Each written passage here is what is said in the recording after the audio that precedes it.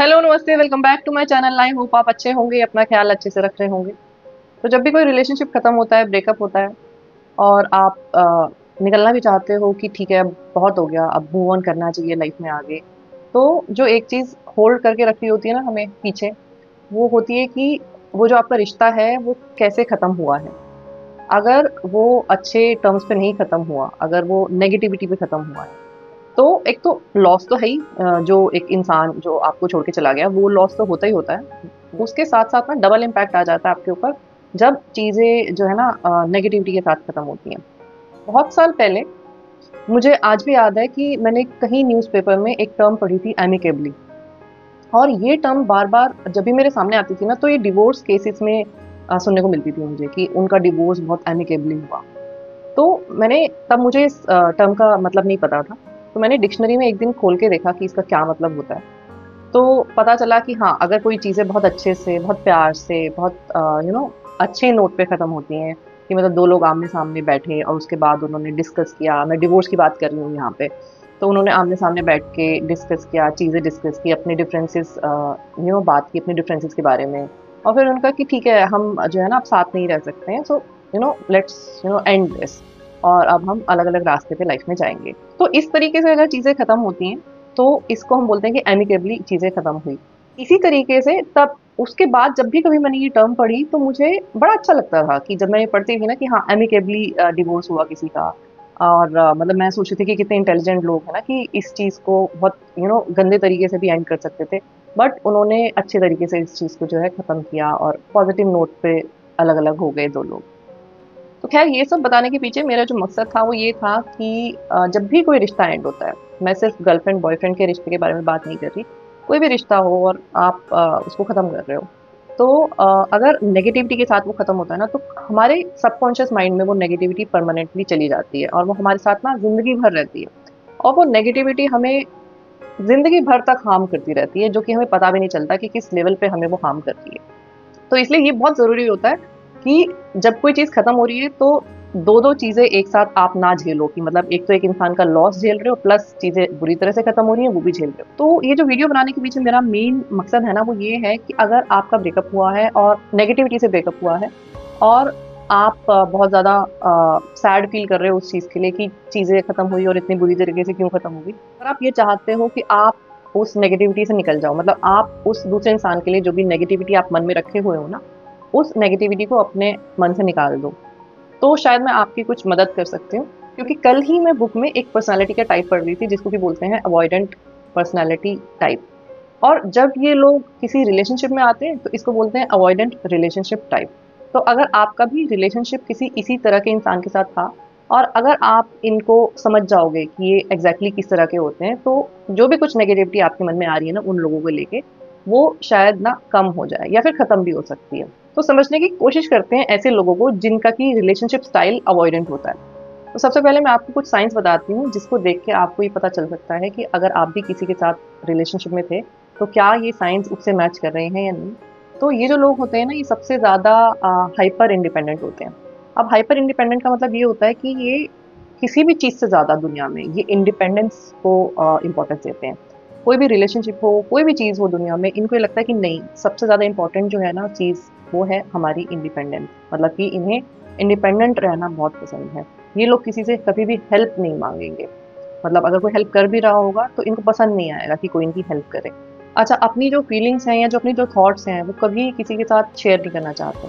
अपने तक ही रखना चाहते हैं। लोगों के ऊपर आसानी से ट्रस्ट नहीं करते बिल्कुल भी। ठीक है? और कहीं-कहीं आपको ऐसा लगेगा कि इनकंसिस्टेंट बिहेवियर दिखाते हैं एट टाइम्स, जैसे कि अगर कोई प्लान बन रहा है तो उसको कैंसल कर देना, या फिर अगर अभी ठीक से बात कर रहे हैं तो कुछ दिनों बाद मूड चेंज हो जाना। तो इस तरह की चीज़ें आपको देखने को मिल सकती हैं। और अगर मैं रिलेशनशिप की बात करूँ तो ये मोस्टली रिलेशनशिप में आना चाहते नहीं हैं, क्योंकि इनको ऐसा लगता है कि कोई भी इनको हर्ट कर सकता है और एक फ़ियर ऑफ रिजेक्शन भी होता है इनके अंदर।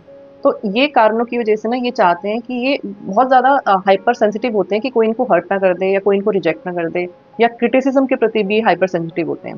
तो इनको ऐसा लगता है कि कोई जो इनका एक सर्कल इन्होंने अपने आस-पास एक बनाया हुआ है ना, तो इनको लगता है कि उस सर्कल में अगर इन्होंने किसी को आने दिया, तो वो इंसान इनको हर्ट कर सकता है, इनको जज कर सकता है, इनको रिजेक्ट कर सकता है। और इन सब चीज़ों से इनको बहुत ज़्यादा हाइपर सेंसिटिविटी होती है, मतलब कि बर्दाश्त नहीं होती है इनको ये चीज़ें। तो इसलिए ये चाहते हैं कि अकेले रहें तो ज़्यादा बेहतर है, इंस्टेड कि अगर कोई लाइफ में आए और फिर ये मौका दे किसी को कि इनके साथ ये सारी चीज़ें वो करें, जिससे कि इन्हें बहुत डर है।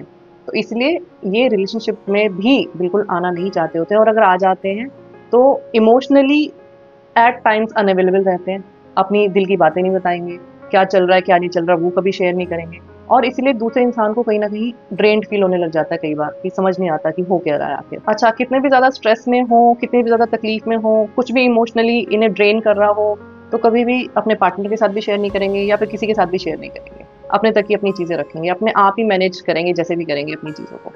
तो अगर मैं ये बात करूँ कि अटैचमेंट स्टाइल होता क्या है, तो बेसिकली हमारा एटीट्यूड या हमारा बिहेवियर या हमारे कुछ पैटर्न होते हैं जिसके हिसाब से ना हम औरों के साथ कनेक्ट करते हैं। जितने भी लोग हमारे आसपास हैं उनके साथ हम कैसे कनेक्ट करते हैं या फिर किसी भी रिलेशनशिप में हम कैसे कनेक्ट करते हैं किसी के साथ, तो वो एक अटैचमेंट स्टाइल होता है, और हम सबका कोई ना कोई अटैचमेंट स्टाइल होता है। तो अब अगर मैं कारणों की बात करूँ कि कुछ लोगों के अंदर ये वाला पर्टिकुलर अटैचमेंट स्टाइल क्यों आ जाता है, तो बहुत सारी चीज़ें हमारे अंदर या हमारे दिमाग में जो होती है ना, वो बचपन से हमारे शुरू होते हैं। तो अगर बचपन में कुछ ऐसी चीज़ें हमारे साथ हुई जिससे हम अकेले स्ट्रगल कर रहे थे, कुछ चीज़ें हैं जो कि हम शेयर नहीं कर पाए लोगों के साथ, या फिर लोग हमें समझ नहीं पाए उन चीज़ों को लेके, और हमने अकेले-अकेले स्ट्रगल किया कुछ किन्हीं चीज़ों को लेके, तो हमारा जो पैटर्न है दिमाग का वो चेंज हो सकता है और हम अवॉइडेंट बन सकते हैं। या फिर बड़े होके अगर कोई रिलेशनशिप थी उसमें हमें धोखा मिला या फिर हमें रेसिप्रोकेशन ठीक से नहीं मिला, और वो चीज़ हम काफ़ी डीपली माइंड में ले गए, तो भी हम बड़े होके भी हम एक अवॉइडेंट अटैचमेंट स्टाइल वाली जो पर्सनैलिटी है ना वो बन सकते हैं। तो बहुत सारी चीज़ें जो हमारी लाइफ में हुई होती हैं बचपन से लेके एडल्टहुड तक, वो सारी चीज़ें इम्पैक्ट करती हैं कि हमारा जो है अटैचमेंट स्टाइल वो किस तरह का है।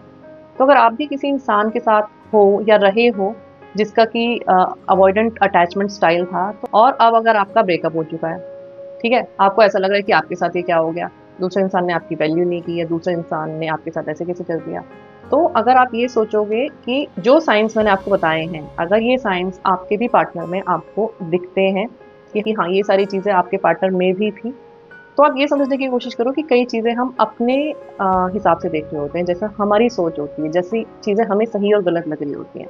लेकिन अगर आप दूसरे की पर्सनैलिटी को समझ जाओगे ना कि दूसरे की पर्सनैलिटी इस तरह की है, अगर वो इमोशनली अनअवेलेबल है या वो किसी तरह से बिहेव कर रहा है, या जो चीज़ें आपको ऐसा लग रहा है देख के ना आपको बहुत दुःख पहुँच रहा है, तो अगर आप दूसरे की पर्सनैलिटी को समझ जाओगे तो शायद वो चीज़ें ना आपको इफ़ेक्ट नहीं करेंगी, मतलब नेगेटिवली इफ़ेक्ट नहीं करेंगी। आपको समझ में आएगा कि हाँ, ये उसका पर्सनैलिटी टाइप है, ये उसकी पर्सनैलिटी के ट्रेट हैं, and that person also can't help it out. वो कोई जान के नहीं कर रहा है, या वो ऐसी चीज़ें आपके साथ जो हो रही हैं ना वो इंटेंशनली नहीं हो रही हैं।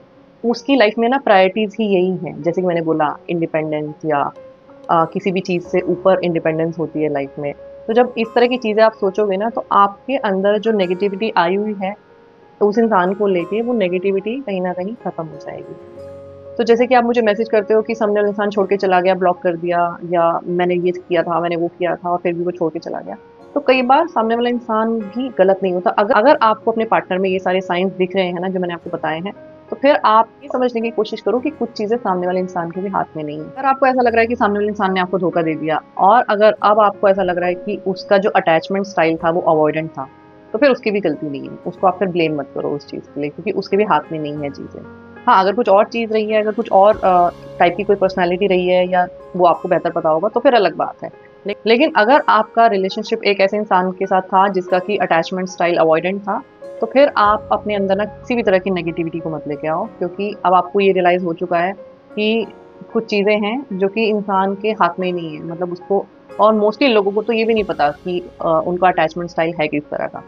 तो वो करेंगे क्या उस बारे में जब उनको ये भी नहीं पता कि वो अटैचमेंट स्टाइल है क्या उनका।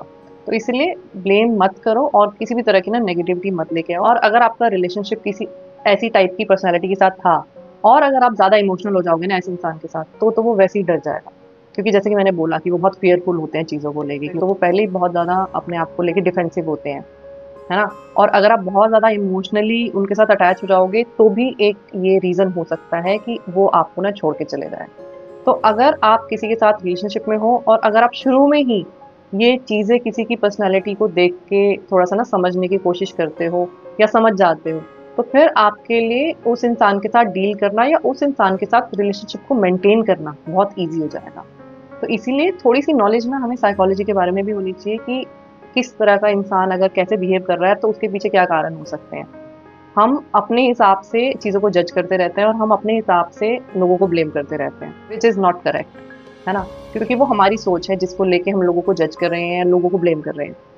उनका एक अपना अलग पर्सपेक्टिव हो सकता है, उनकी एक अलग टाइप की पर्सनैलिटी हो सकती है। जैसे कि हमारी पर्सनैलिटी में कुछ फ्लॉज़ या कमियाँ हो सकती हैं, वैसे ही उनकी पर्सनैलिटी में भी कुछ फ्लॉज़ या कमियाँ हो सकती हैं, जो कि उन्होंने खुद जानबूझ के जो है ना नहीं ली हैं, जो कि पिछली जो चीज़ें हैं, पिछले जो एक्सपीरियंस हैं, उसकी वजह से ऑटोमैटिकली उनके अंदर आ गई हैं। मैं आपको यही सजेस्ट करूँगी कि ये जो ब्लेम गेम है ना, ये हमें खेलना ही नहीं चाहिए कि इसने ऐसा किया, उसने वैसा किया। और हम सिर्फ़ इतना कर सकते हैं कि हम अपनी गलतियों से सीख सकते हैं, ताकि हम अपनी लाइफ़ में वो गलतियाँ ना दोबारा ना करें। और एक और चीज़ कि हमें लोगों को लेके ना फॉरगिविंग होना चाहिए, हमें चीज़ें ना पकड़ के नहीं रखनी चाहिए, कि हमारे साथ ये गलत हुआ, वो गलत हुआ और हमें फॉरगिव करके और हमें आगे बढ़ते रहना चाहिए लाइफ़ में। तो आज की वीडियो में बस इतना ही। आई होप आपको वीडियो अच्छा लगा हो। वीडियो अच्छा लगा है तो लाइक और शेयर ज़रूर करना। चैनल पे पहली बार आए हो तो सब्सक्राइब करना बिल्कुल मत भूलना। मैं आपसे फिर मिलूँगी एक नए वीडियो के साथ। तब तक अपना ख्याल रखो। Lots of love to you. Take care. Bye bye.